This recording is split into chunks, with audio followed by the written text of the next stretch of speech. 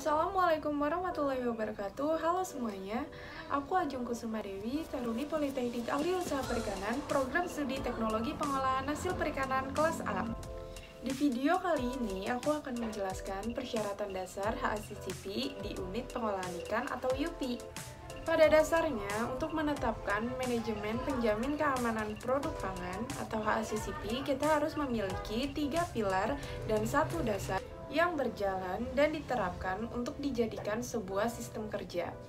3 pilar yang dimaksud adalah SSOP, GMP, dan persyaratan awal. Dan 1 dasarnya adalah bangunan dan fasilitas. Sehingga apabila 3 pilar dan 1 dasar ini berjalan dan diterapkan sesuai dengan persyaratannya, maka akan menciptakan manajemen keamanan pangan atau HACCP yang baik.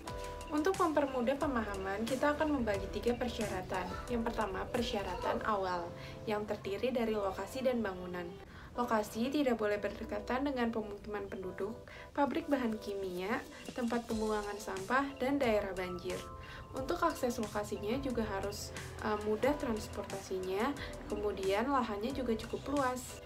Untuk lingkungannya tidak boleh ada rumput atau sampah, dan jalanannya harus diaspal untuk meminimalisasi debu.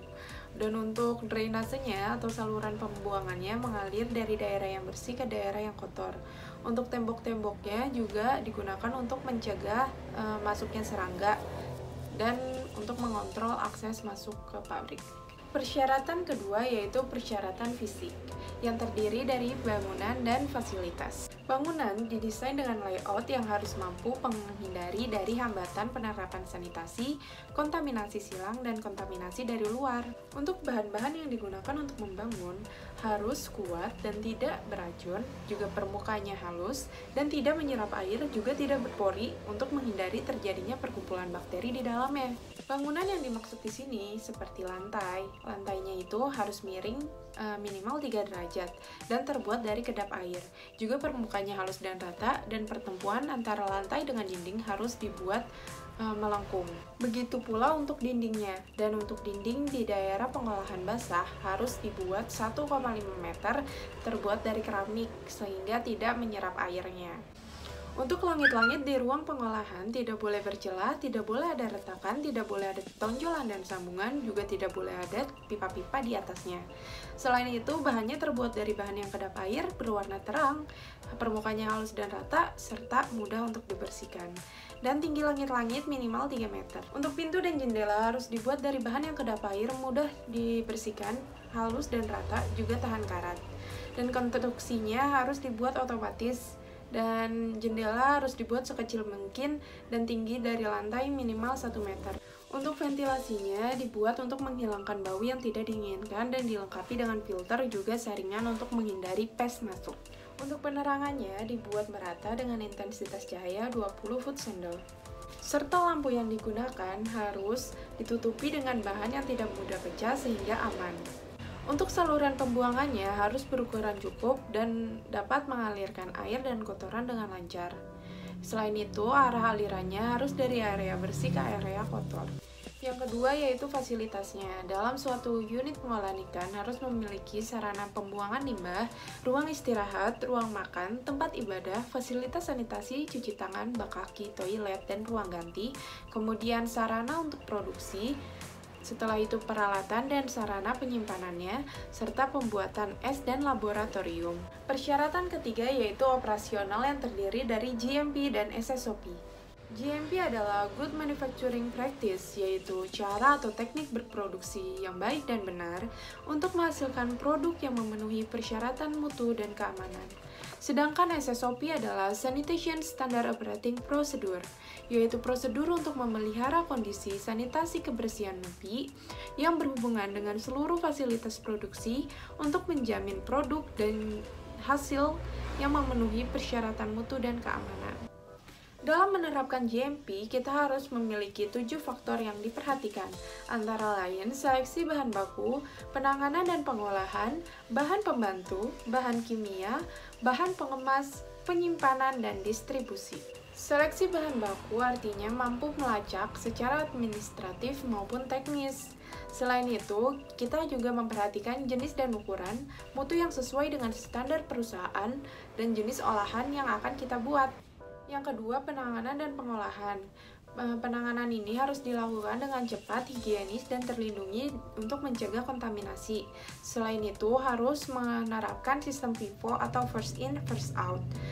Dan peralatan yang digunakan juga harus higienis. Faktor yang ketiga dan keempat adalah bahan tambahan pangan dan bahan kimia. Jenis yang digunakan harus sesuai dengan standar yang diterapkan di Indonesia dan tidak membahayakan kesehatan manusia, serta batas pemakaian yang dibutuhkan harus sesuai juga dengan persyaratan yang telah ditetapkan. Dan bahan ini diterima, didokumentasikan, dan dimonitoring secara berkala. Yang kelima yaitu bahan pengemas. Bahan pengemas ini didesain dengan material yang harus memberikan perlindungan yang cukup untuk meminimalisasi kontaminasi dan kerusakan. Tidak boleh toksik dan aman. Juga sesuai dengan kondisi penyimpanan yang dibutuhkan, serta kuat, mudah dibersihkan. Untuk penyimpanannya harus disesuaikan dengan jenis produk yang diolah, terus tekniknya juga harus menyesuaikan produk, lama penyimpanan juga harus diperhatikan, dan kondisinya juga harus sesuai dengan produk yang diolah. Kita ambil contoh penyimpanan beku. Artinya penyimpanan beku harus menjaga suhu pusat ikannya tetap berada di suhu minimal min 18 derajat Celcius dan dilengkapi dengan alat mencatat suhu untuk monitoringnya. Serta penyimpanannya harus dengan metode FIFO, first in, first out. Dan untuk mencegah sirkulasi yang terhambat, kita harus menggunakan palet dan dilengkapi dengan tirai udara di pintu masuk antara anterum dengan gudang bekunya dan mempunyai fasilitas anterum. Yang terakhir adalah faktor distribusi. Kita juga harus balik lagi harus mengingat jenis produk yang kita akan distribusikan dan alat angkutnya juga harus sesuai dengan jenis produknya dan kondisi penyimpanannya juga harus sesuai dengan jenis produknya.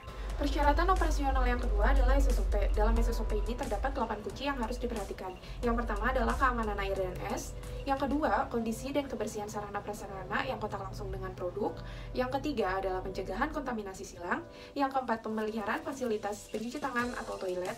Yang kelima, perlindungan produk dari bahan kimia atau kontaminan. Yang keenam, persyaratan label penyimpanan dan penggunaannya. Dan yang ketujuh, pengendalian kesehatan karyawan. Dan yang kedelapan adalah pest control. Keamanan air dan es yang dimaksud adalah pasokannya harus cukup untuk seluruh proses. Kemudian air yang digunakan sesuai dengan standar air minum. Dan alirannya tidak boleh sama dengan pompa air kotor. Jadi pompa air bersih dan air kotor itu instalasinya berbeda. Yang kedua, kondisi sarana dan prasarana yang kontak langsung dengan produk. Permukaan peralatannya harus selalu bersih sebelum, selama, dan setelah proses berlangsung.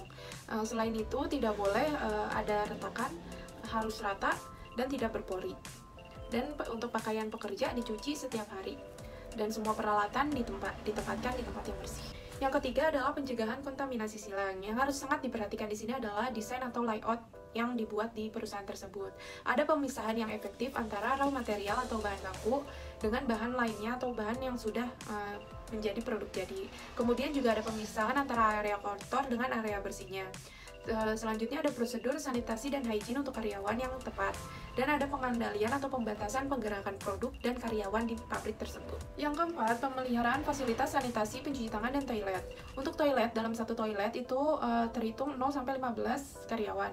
Dan di dalamnya tersedia sabun, tisu, pengering sekali pakai, ventilasi, pintu yang tidak menyerap air, dan dijaga selalu kebersihannya.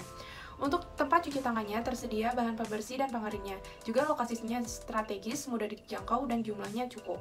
Kunci kelima yaitu perlindungan produk atau pengemas dari bahan kimia atau kontaminan. Bahan bakunya harus sesuai dengan persyaratan, juga terhindar dari pestisida, bakteri, formalin, dan lain-lain. Untuk bahan pengemasnya dipasok ke gudang bebas dari kontaminasi, bakteri, dan lain-lain. Selain itu, gudangnya juga harus dijaga kondisi kebersihannya, serta untuk bahan kimianya dibuat terpisah penyimpanannya dengan bahan-bahan yang lainnya. Kunci keenam yaitu persyaratan label penggunaan dan penyimpanan bahan kimia yang berbahaya.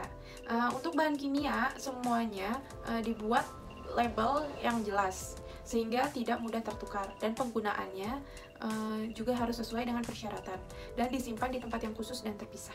Untuk kunci ketujuh adalah pengendalian kesehatan karyawan, sehingga untuk menjamin hygiene-nya karyawan, tidak boleh ada karyawan yang sakit di dalam ruang proses, sehingga tidak terjadi kontaminasi silang antara karyawan dengan produk. Dan kondisi kesehatan karyawan juga harus dimonitoring oleh pihak perusahaan. Kunci yang terakhir adalah pengendalian pest atau serangga. Pengendalian ini dipersiapkan dengan program pemusnahan atau pembasmian serangga. Kesimpulan dari video kali ini adalah untuk kalian yang ingin membuat suatu Yupi, kita harus banget nih tahu pilar-pilarnya dan apa aja isi dari pilar-pilar tersebut, sehingga kita dapat mudah mendapatkan sertifikasi dan juga mudah dalam membuat sistem kerja yang aman dan baik untuk mendapatkan hasil produk yang baik juga. Sekian dan terima kasih. Untuk video-video selanjutnya silakan komen, like, and subscribe. Bye!